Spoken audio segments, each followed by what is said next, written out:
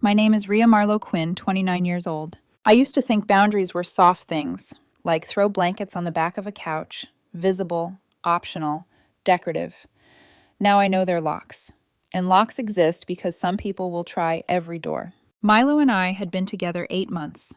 He was 24, sweet in the way a ring light is flattering, and obsessed with turning his life into content. Dates became B-roll, dinner turned into a flat lay. Grief itself, his grandmother's death, became a montage with lofi beats while my hands wiped his tears in the background. I asked for space, for quiet, for a version of us that didn't have captions. Tuesday night, I asked again. Milo, please don't film everything, I said, keeping my voice level. My privacy isn't a personal attack on your dreams. He bristled, thumb hovering over the phone he never seemed to put down. This is my career, Rhea. You being anti-content is you being anti-me. I'm not anti-you, I said. I'm pro-consent. It wasn't a screaming match. It was the conversation every couple has when one person needs oxygen and the other keeps opening windows in January. We went to bed cool and quiet, him on the edge with his phone face down for once. Wednesday morning, my phone detonated. 23 unread texts, 3 missed calls from friends who don't usually call before noon. Are you okay? Did you see what Milo posted? This is bad. I opened TikTok and felt my stomach drop through the floor. Milo had propped his phone during our argument and secretly recorded the whole thing.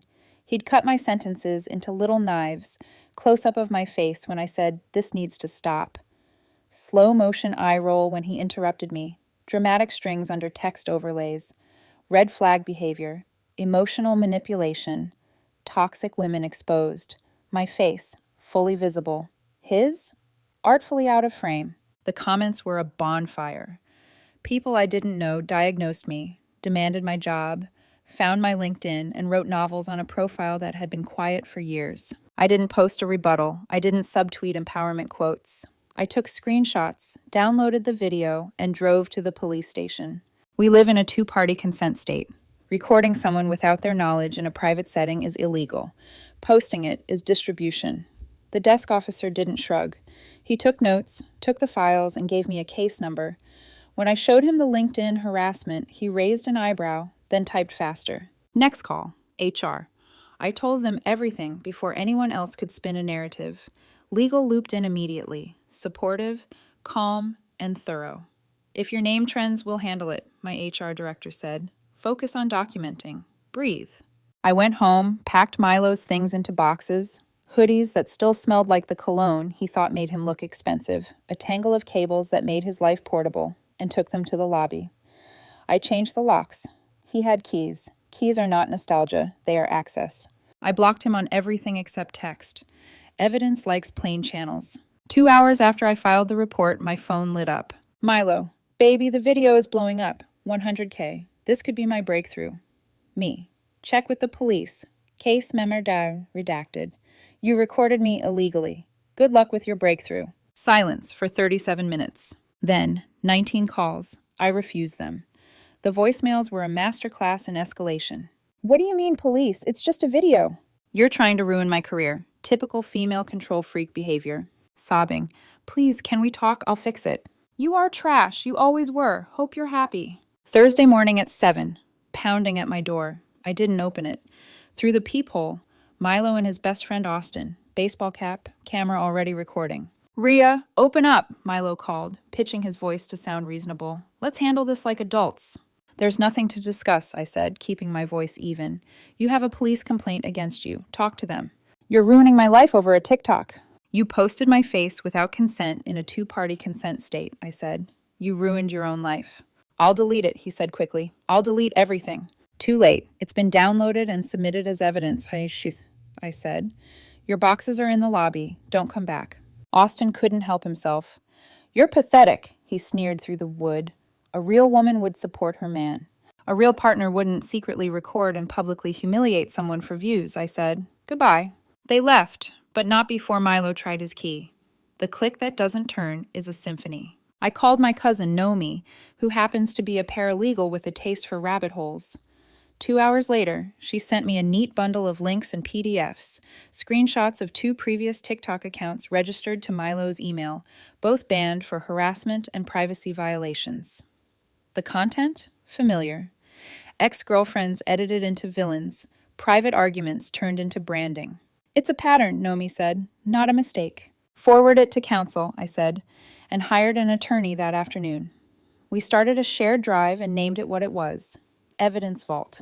By evening, the video had crossed 200K views. TikTok took it down for community guideline violations, but the internet is a hydra. Cut one head and 5 re-uploads, hiss back. My LinkedIn filled with strangers auditioning for moral authority. I kept collecting URLs like seashells on a shore after a storm. Then my phone rang again, unknown number. I let it go to voicemail. It didn't. It called again, and again. I answered on the 4th ring and hit record. Rhea? A woman's voice, glossy with rage. This is Charlotte, Milo's mother. How dare you involve the police over some silly internet video? Ms. Lang, I said. Your son committed a crime. He's a young man trying to make it, she snapped. You're destroying his future. He's 24, not 12, I said. Actions have consequences. If you don't drop the charges, I will make sure everyone knows what kind of woman you really are.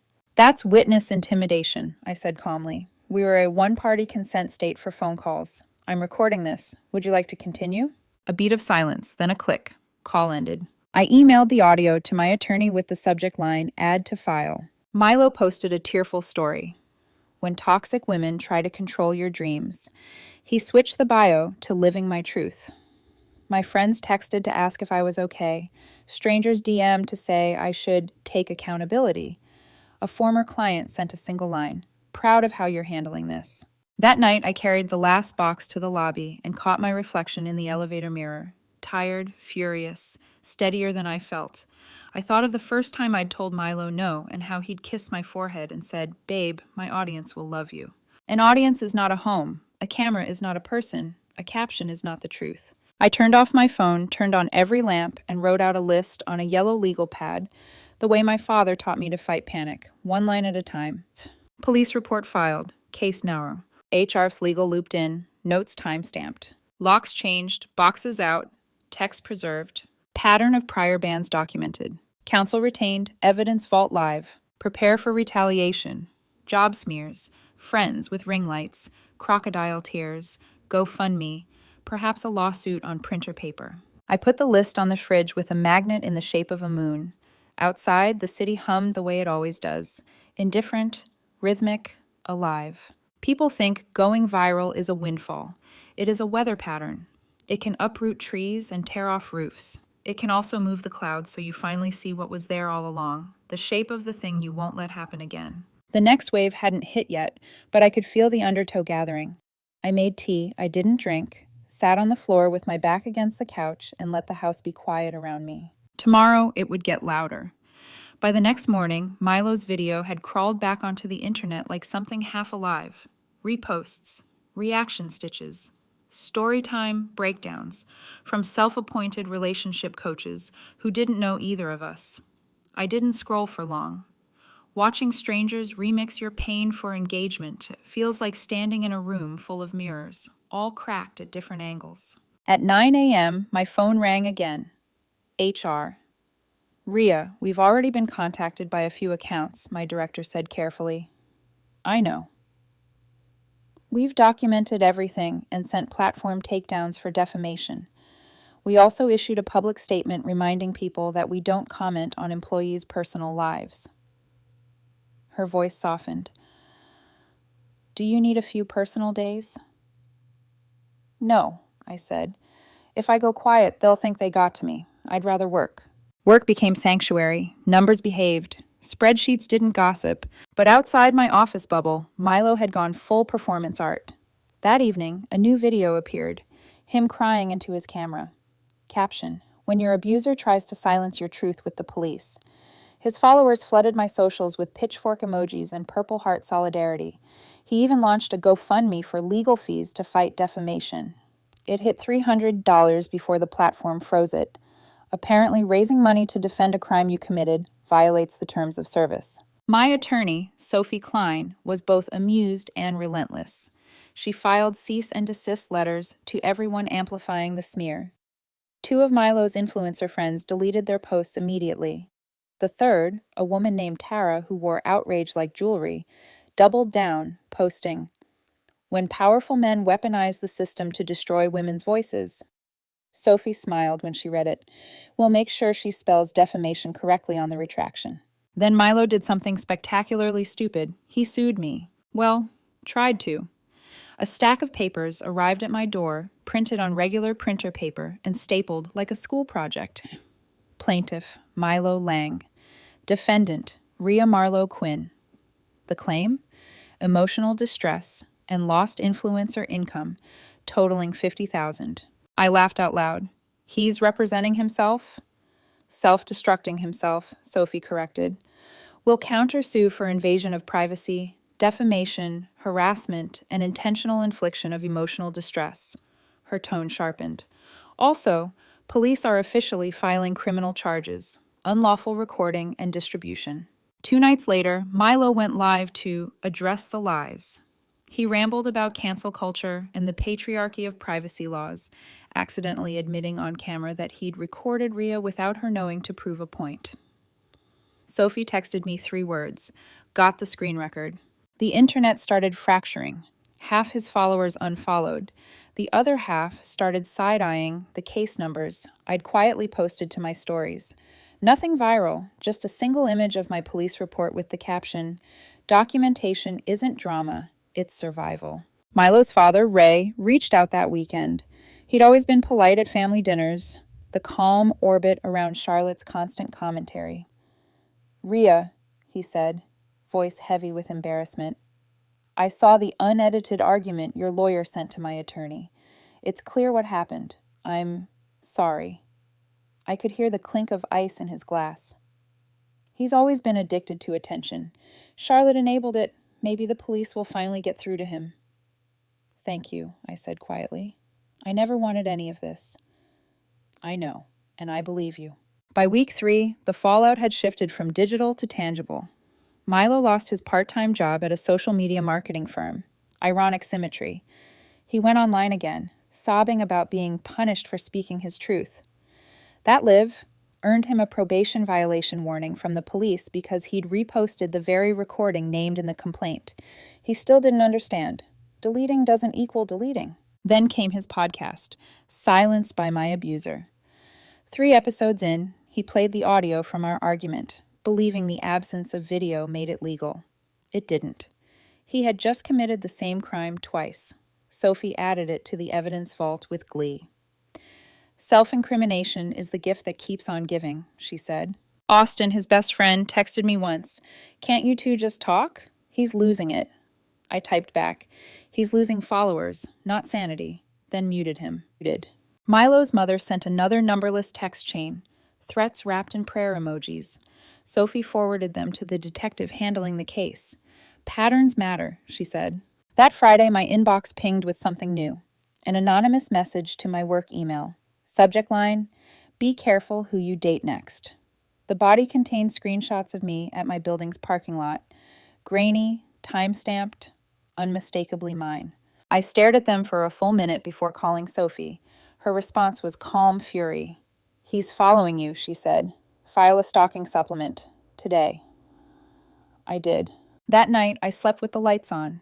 Every sound outside felt like a memory trying to repeat itself. 2 days before the court date, Milo made one final play.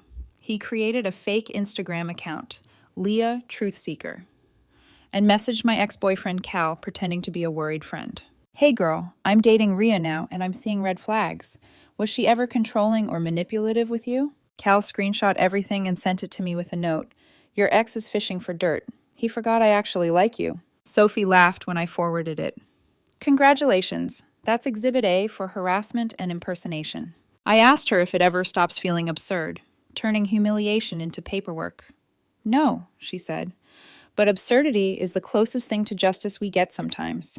The morning of the hearing, I stood in front of my mirror in a navy suit that didn't belong to any of my old lives, not the quiet designer who let her boyfriend film breakfast routines, not the woman crying into police forms at 2 a.m.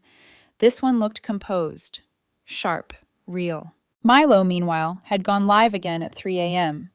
"Tomorrow I finally face my abuser in court," he said, trying to cry. "Wish me luck, fam." The comments were different now. Half said, "Dude, stop talking." The other half said nothing at all. Silence on the internet is its own verdict. As I left my apartment, I whispered to the hallway what I hadn't said out loud in weeks. This is what consent looks like.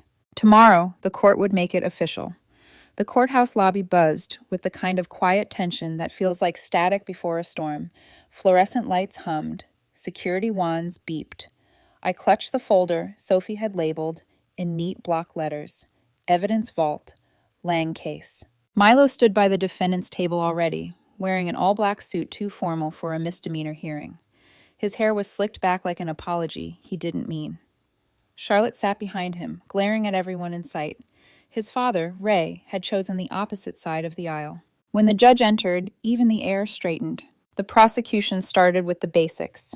The full recording from my phone, the unedited version of that Tuesday argument, was played first. The room heard me ask, calm but firm, "Please stop filming me. This isn't content, it's my life." Then the officer queued up Milo's edited TikTok version.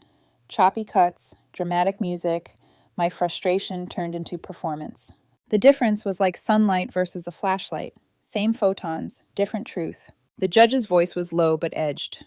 "Mr. Lang, did you record Ms. Quinn without her knowledge?" Milo's mouth opened, closed. I was documenting emotional abuse." "That is not what I asked," the judge said. "Yes or no?" He hesitated. "Yes." "In a two-party consent state?" Silence. The gavel didn't slam, it clicked. Final. Guilty. Misdemeanor conviction. Unlawful recording and distribution. 100 hours community service, 6 months probation, and $500 in fines. Next time, hire a lawyer before you hit upload. Charlotte gasped. Ray exhaled. Milo just stood there, blinking like he'd expected applause. After a short recess, we moved to the civil case. Sophie adjusted her jacket and turned to me. "Ready?" "As I'll ever be," I said. She presented everything. The police report, the re-uploads, the harassment screenshots, the live stream confession, the podcast audio, and the fake Instagram account. She even included his previous banned TikTok handles, linking them to identical behavior, exposed exes, monetized arguments, the same captions recycled like bad poetry. Then she rested our case and smiled the way a cat might smile at a mouse, still deciding whether it's safe. Milo rose to speak, representing himself again. "Your Honor, this was art, social commentary. I was exercising free speech." The judge tilted his head. "Did Ms. Quinn give you consent to appear in your art?" "No, but—" "Then it's not art, it's exploitation." Charlotte's whisper was audible. "She set him up." Ray didn't even turn around. "He set himself up." Milo tried a different angle. "She cost me income. I lost brand deals." Sophie stood. "Mr. Lang, you were fired for a criminal act you recorded yourself. That's not defamation. That's documentation." The judge's pen scratched across the form. Judgment for the plaintiff. Damages, $15,000, to be garnished from future wages. 2-year restraining order. All content featuring Ms. Quinn to be removed from every platform. No direct or indirect mentions, including coded references or story times. Violation will result in contempt. Milo's face went gray. "This is injustice. She's ruining my life." The judge didn't look up. "No, Mr. Lang, you uploaded your crime for views. You ruined your own." When it was over, the hallway erupted in flashes from reporters. Sophie shielded me with the folder, murmuring, "No statements. Walk past them." We did. Outside, spring air felt like oxygen that had waited its turn. Charlotte brushed past me, muttering, "Enjoy your 15 minutes." Ray followed a few steps behind her and stopped. "Thank you for holding him accountable," he said quietly. "Maybe he'll finally grow up." "Maybe," I said, though neither of us believed it. 2 months later, I received my first garnished payment, $200. It wasn't much, but it felt symbolic. Every paycheck he saw would remind him that consequences aren't cancellation, they're education. Milo's online empire collapsed within weeks. His podcast vanished after sponsors pulled out. His TikTok and Instagram were permanently banned for privacy violations.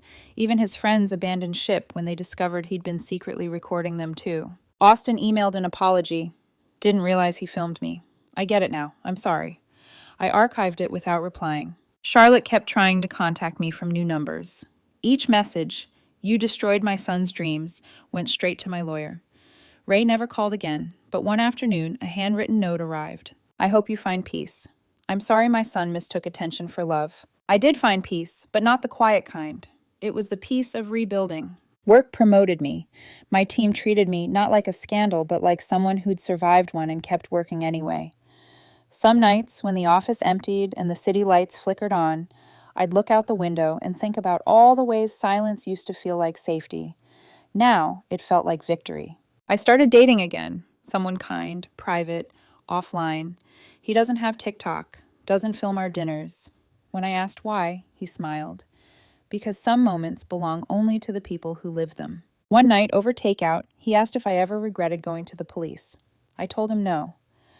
"I didn't ruin Milo's life," I said. "He built a brand on other people's boundaries and then hit publish. I just refused to be another episode." He nodded. "Then you won." I thought about Roland Hayes, the quiet man from a completely different story who'd taught someone else that justice can be strategic.